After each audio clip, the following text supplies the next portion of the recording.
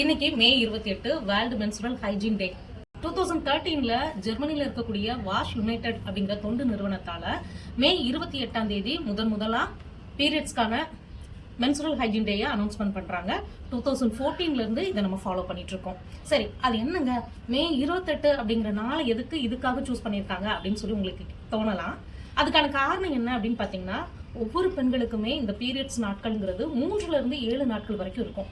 அதாவது சராசரியா சொல்ல போனா 5 நாட்கள்ங்கிறது பொதுவானது. ஸோ அதனாலதான் மாசத்துல 5வது மாசமான மே அப்படிங்கிற மாசத்தை சூஸ் பண்றாங்க. செகண்ட் பாத்தீங்கன்னா, நம்மளோட ஒவ்வொரு மாதவிடாய் சுழற்சியுமே பாத்தீங்கன்னா 28 நாட்களுக்கு ஒரு முறை.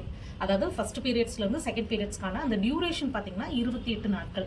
ஸோ அதை மென்ஷன் பண்றதுக்காக தான் 28ஆம் தேதி அப்படிங்கறத சூஸ் பண்றாங்க.